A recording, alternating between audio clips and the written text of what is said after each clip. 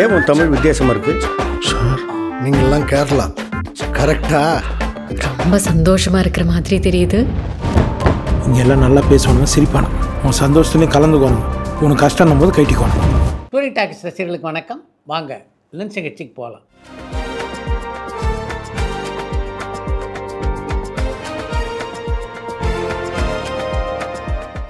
என்னம்மா முதல் கேள்வி?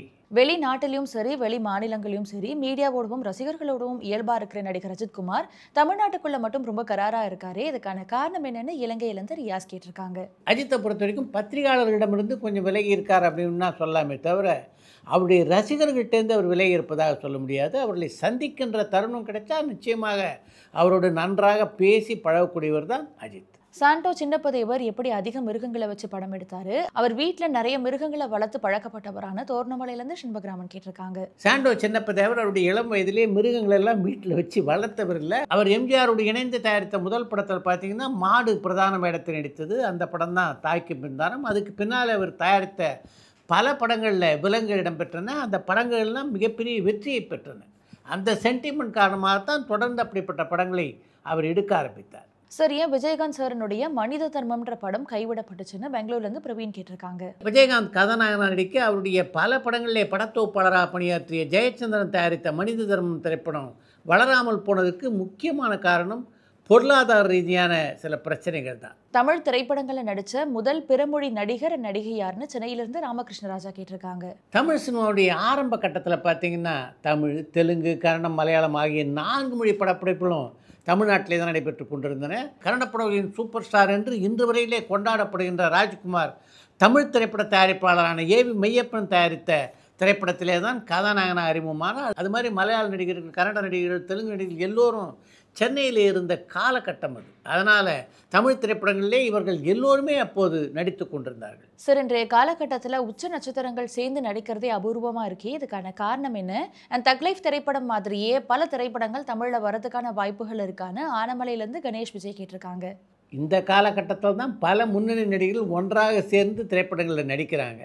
உதாரணத்துக்கு சொல்லணுன்னா பராசக்தி படத்தை கூட சொல்லலாம். அந்த படத்தில் பார்த்தீங்கன்னா சிவகார்த்திகேயன், ஜெயம் ரவி, அதர்வா ஆகிய 3 இணைந்து நடிக்கிறார்கள்.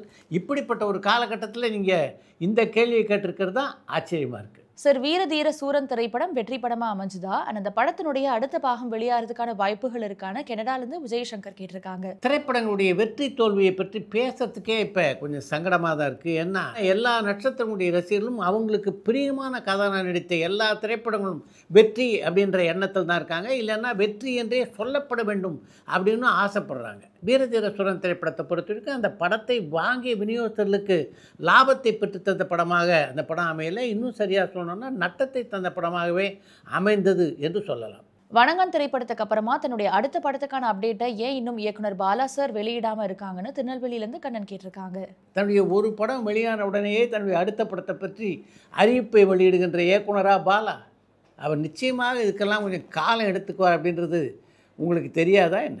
இயக்குனர் பாண்டிராஜ் சார் இயக்கத்தில் நடிகர் விஜய் சேதுபதி நடிக்கிற திரைப்படத்தினுடைய பெயர் தலைவன் தலைவின்னு வச்சிருக்காங்களே, இது அரசியல் சார்ந்த படமா அல்லது குடும்பம் சார்ந்த படமான சாத்தூர்லேருந்து ரவிச்சந்திரன் கேட்டிருக்காங்க. பாண்டியராயனுடைய இயக்கத்திலே விஜய் சேதுபதியும் நித்யா மேனனும் இணைந்து நடிக்கின்ற தலைவன் தலைவி திரைப்படம் ஒரு அக்மார்க் குடும்ப சித்திரம். அந்த படத்துக்கும் அரசியலுக்கும் எந்த சம்மந்தமும் கிடையாது. தமிழ் திரைப்படங்களில் எந்த நடிகர்கள் நடித்த திரைப்படம் குறைவான நாட்கள் ஓடி இருந்தாலும் தயாரிப்பாளருக்கு லாபம் ஈட்டி கொடுத்த படமாக அமைஞ்சிருக்குன்னு கடலாடியிலேருந்து பாலசுப்ரமணியன் கேட்டிருக்காங்க. எந்த நடிகர் நடித்த படமானாலும் குறைந்த நாட்கள் ஓடி திரைப்பட தயாரிப்பாளருக்கு நிச்சயமாக லாபத்தை பெற்று தராது. சார், நடிகர் சங்க கட்டடம் தனிப்பட்ட ஈகோ அண்ட் பகையை தீர்த்துக்கிறதுக்கு பயன்பட்ட மாதிரி தெரியுதே, இதை பற்றின உங்களுடைய கருத்து என்னன்னு இலங்கையிலேருந்து ரியாஸ் கேட்டிருக்காங்க. எதனால் இப்படிப்பட்ட ஒரு விமர்சனத்தை நீங்கள் வச்சுருக்கீங்க அப்படின்னு எனக்கு தெரியல. நடிகர் சங்கத்துக்கு கட்டடம் கட்ட வேண்டும் என்பது நல்ல முயற்சி தான். அதை இப்போது புதிதாக வந்திருக்கின்ற நிர்வாகிகள் செஞ்சுருக்காங்கன்னா அது பாராட்டப்பட வேண்டிய ஒன்று தானே. இயக்குனரும் நடிகருமான மனோஜ் பாரதிராஜா தான் 16 வயது நிலைன்ற திரைப்படத்தை ரீமேக் பண்ண இருந்ததா சொல்ற தகவல்கள்லாம் உண்மையா? அப்படி இந்த தகவல் உண்மைனா எதனால் அது கைவிடப்பட்டுச்சுன்னு மேற்கு ஆப்பிரிக்காலேருந்து ஸ்ரீராமலு ரமேஷ் கேட்டிருக்காங்க. 16 வயது நிலை என்ற பெயரிலே ஒரு இசை ஆல்பத்தை பல ஆண்டுகளுக்கு முன்னால் மனோஜ் பாரதிராஜா வெளியிட்டார். அந்த போஸ்டரை பார்த்து விட்டு தான் பலர் இது போன்ற கேள்விகள் எழுப்பி கொண்டிருக்கிறார்கள். அவர் பல படங்களை ரீமேக் செய்யணும்னு விரும்பினார். அதில் 16 வயதிலே சிவப்புறாக்களும் ஒன்று. ஆனால் அதற்கான பூர்வாங்க வேலைகள் கூட தொடங்கப்படவில்லை என்பதுதான் உண்மை. நடிகர் சூர்யாவுக்கு முன்னாடி எந்த நடிகரும் சிக்ஸ் பேக் வச்சது இல்லையான்னு கனடாலேருந்து சிவா கேட்டிருக்காங்க. சூர்யாவுக்கு முன்னதாகவே சிக்ஸ் பேக் வச்சது விஷால் தான் அப்படின்னு ஒரு நண்பர் பதிவிட்டிருந்தார். அதை பார்த்துட்டு எனக்கு முன்னாலேயே சிக்ஸ் பேக் வச்சது தனுஷ் தான், பொல்லாதவன் திரைப்படத்திற்காக சிக்ஸ் பேக் வைத்திருந்தார் என்று விஷால் ஒரு பதிவிலே தெரிவித்திருந்தார். இந்த கணக்குப்படி பார்த்தா தமிழ் சினிமாவில் முதலாக சிக்ஸ் பேக் வச்சதுன்னா அது தனுஷ் தான் அப்படின்னு நினைக்கிறேன். கவிஞர் வைரமுத்து சார் அடுத்த வீடுன்ற ஒரு திரைப்படத்தில் ஒரு பாடல் காட்சியில் தோன்றியிருப்பாரு. அவர் வேற ஏதாவது தமிழ் திரைப்படங்கள்ல நடிச்சிருக்காரான்னு நியூ ஜெர்சிலேருந்து இளமாறன் கேட்டிருக்காங்க. அடுத்த வீடு திரைப்படம் தவிர ஜோடி என்ற ஒரு திரைப்படத்திலும் வைரமுத்து நடித்திருக்கிறார். நடிகர் அருண் விஜய் அண்ட் இயக்குனர் பாலா சார்னுடைய காம்பினேஷன் மீண்டும் அமையறதுக்கான வாய்ப்புகள் இருக்கான திருநெல்வேலியிலேருந்து கண்ணன் கேட்டிருக்காங்க. வணங்கான் திரைப்படம் மிகப்பெரிய வெற்றி படமாக அமைந்திருந்தால் அருண் விஜய் பாலா கூட்டணியில் இந்த நேரம் ஒரு படத்தை ஆரம்பித்து அந்த படத்தினுடைய படப்பிடிப்பு கூட நடைபெற்று கொண்டிருந்திருக்கும். ஆனால் அந்த படம் எதிர்பார்த்த அளவுக்கு மிகப்பெரிய வெற்றி அடையாதனால்தான் இந்த தாமதம்.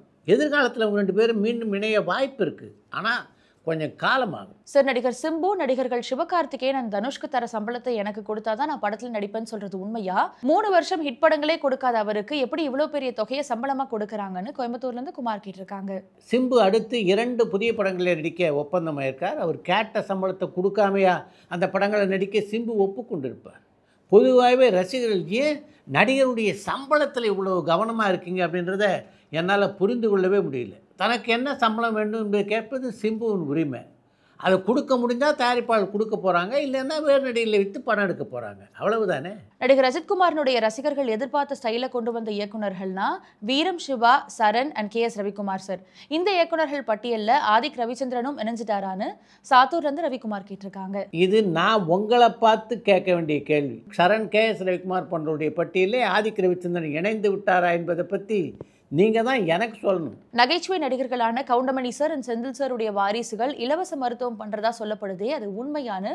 மேற்கு ஆப்பிரிக்காலேருந்து ஸ்ரீராமுலு ரமேஷ் கேட்டிருக்காங்க. கவுண்டமணி மற்றும் செந்திலின் வாரிசுகள் இலவசமாக மக்களுக்கு மருத்துவ சேவை செய்வது உண்மைதான். அதை பற்றி பல பத்திரிகைகளில் செய்தி வந்திருக்கேன். சார், ரெட்ரோ திரைப்படத்தை விட டூரிஸ்ட் ஃபேமிலி திரைப்படத்துக்கு தான் புக் மை ஷோவில் அதிக டிக்கெட்டுகள் புக் பண்ணப்படுது. அப்படி பார்த்தா ரெட்ரோ திரைப்படத்தை விட டூரிஸ்ட் ஃபேமிலி திரைப்படம் தான் அதிக கலெக்ஷன் பண்ணியிருக்கான்னு கோயம்புத்தூர்லேருந்து குமார் கேட்டிருக்காங்க. ரெட்ரோ திரைப்படம் தமிழ் சினிமா உலகிலே செல்வாக்குள்ள சூர்யா நடிச்சிருக்க ஒரு படம் அப்படின்றதுனால அந்த படத்துக்கு ஓப்பனிங் ரொம்ப பிரம்மாண்டமாக இருக்குது. அதனால் ரெட்ரோ படத்தினுடைய வசூலை டூரிஸ்ட் ஃபேமிலி படம் தாண்ட வாய்ப்பில்லை. ஆனால் டூரிஸ்ட் ஃபேமிலி திரைப்படம் மிகப்பெரிய வரவேற்பை தமிழ் ரசிகர்கள் மத்தியிலே பெற்றுக்கொண்டிருக்கிறது அப்படின்றது உண்மை. இன்று காலையில் ஒரு திரைப்பட விநியோகத்திட்ட நான் பேசிட்டு இருந்தேன். அவருடைய திரையரங்கிலே ரெட்ரோ திரைப்படத்தை நேற்று 13 காட்சிகள் திரையிட்டிருக்கிறார்கள். ஆனால் அதே நேரத்தில் டூரிஸ்ட் ஃபேமிலி திரைப்படத்தை 17 காட்சிகள் திரையிட்டிருக்கிறார்கள். அந்த அளவுக்கு டூரிஸ்ட் ஃபேமிலி திரைப்படத்துக்கான வரவேற்பு நாளுக்கு நாள் கூடிக்கொண்டிருக்கிறது என்பது உண்மை.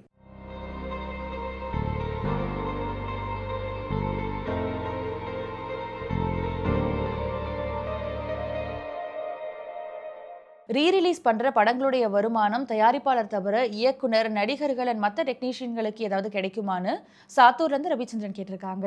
மறுவெளியீடு செய்கின்ற படங்களுடைய உரிமை தயாரிப்பாளர்கிட்ட இருந்தால் தான் தயாரிப்பாளருக்கே அந்த படத்துலேருந்து ஏதாவது பணம் கிடைக்கும். அவர் அந்த உரிமையை வேறு யாருக்காவது முழுமையாக விட்டிருந்தார் என்றால் அவருக்கே அந்த படத்துலேருந்து எதுவும் கிடைக்காது அப்படின்றது தான் உண்மை. அப்படி இருக்க அந்த படத்திலே பணியாற்றியவர்களுக்கு மறுவெளியீட்டிலே எப்படி பணம் கிடைக்கும்? அடுத்து என்று ஒரு தகவல். பொதுவாகவே திரைப்படங்களுடைய வெற்றியினுடைய சதவிகிதம் அப்படின்னு பார்த்தீங்கன்னா 15லேருந்து 20% தான். ஆனாலும் 70களிலும் 80களிலும் 90களிலும் படம் எடுத்தவர்கள் மிகப்பெரிய நட்டத்தை சந்திக்கலைன்னா அதுக்கு முக்கியமாக என்ன காரணம் என்பதை பற்றி இந்த சினிமாவிலே மிக நீண்ட நாட்களாக விநியோகஸ்தராகவும் தயாரிப்பாளராகவும் இருந்து வந்து கொண்டிருக்கின்ற ஆனந்தா சுரேஷ் ஒரு பதிவிலே மிக அழகான ஒரு கருத்தை வெளியிட்டிருக்கிறார். அந்த காலகட்டத்தில் ஒரு சுமாரான படத்தை நீங்கள் எடுத்தால் கூட 50-60 படங்களில் நீங்கள் போட்ட முதலீட்டு எடுக்கக்கூடிய வாய்ப்பு இருந்தது. ஏன்னா அப்போ திருட்டு விசிடிகளின் பாதிப்போ இல்லை வலைதளங்களில் திருட்டுத்தனமாக படங்களை ஒளிபரப்புவதோ இல்லை. அதன் காரணமாகத்தான் படத்துக்கு வசூல் அப்படின்றது பார்த்திங்கன்னா ஸ்டடியாக இருந்தது. தயாரிப்பாளர்களும் மிகப்பெரிய அளவிலே தப்பித்தார்கள். 60களிலும் 70களிலும் ஒரு படம் தோல்வி என்றால் கூட அந்த படத்துக்காக செய்த முதலீடு இருக்குல்ல, அதில் 80% தொகையை திரும்ப எடுக்கக்கூடிய வாய்ப்பு தயாரிப்பாளருக்கு இருந்தது. ஆனால் இப்போ நிலைமை அடியோடு மாறிவிட்டது அப்படின்றது தான் உண்மை. உதாரணத்துக்கு நீங்கள் 1 கோடி ரூபாய் செலவழித்து ஒரு படம் எடுக்கிறீங்கன்னு வச்சுக்கோங்க. அந்த படம் தோல்வி அடைந்தால் ₹1 கூட உங்களுக்கு கிடைக்காத சூழ்நிலை தான் இன்றைக்கு இருக்கிறது என்று அந்த பதிவிலே ஒரு தகவலை தெரிவித்திருக்கிறார் பிரபல விநியோகஸ்தரும் தயாரிப்பாளருமான ஆனந்தா சுரேஷ். கதையை முழுமையாக சொன்னீங்களா? ஆமாம் சார், கதை சொல்கிறது தான் கூட்டு போனாங்க சார். அவர்கிட்ட போயிட்டு இருக்கும்போது அண்ணன் அந்த பேப்பரை கொடுங்கன்ட்டு. அதுக்கப்புறம் எந்தெந்த படங்களுக்கெல்லாம் ஸ்கிரிப்ட் ஒர்க் பண்ணீங்க சார்? நோட்டபிள் அப்படின்னு பார்த்தீங்கன்னா சார் வந்து அம்பிகாபதி ராஞ்சனான்னு சொல்லிட்டு தனுஷ் ஆக்ட் பண்ண படம். நீங்கள் தான் வசனம். ஆமாம் சார், அது பண்ண சார். அப்புறம் காஷ்மோரா பண்ண சார். நான் கோகுலுக்கும் எனக்கும் நல்ல ஒரு ரேப்போ இருக்கும் சார். இன்ஃபேக்ட் சொல்ல போனால் அந்த ஹிஸ்டாரிக்கல் போர்ஷன்லாம் வந்து கம்ப்ளீட்டாக நான் ஒர்க் பண்ணேன் சார். கம்ப்ளீட்டாக ஃபுல்லாக பண்ணி இது பண்ணியாச்சு. காஷ்மோரா திரைப்படம் மிகப்பெரிய வெற்றியடையாமல் போனது ஏன் அப்படின்னு நீங்கள் நினைக்கிறீங்க? பரபரப்பான சினிமா செய்திகள், நட்சத்திரங்களின் பேட்டிகள், சினிமா வரலாறு ஆகியவற்றை பார்க்கவும் படிக்கவும் உங்களுக்கான இணையதளம் tourantalkies.co.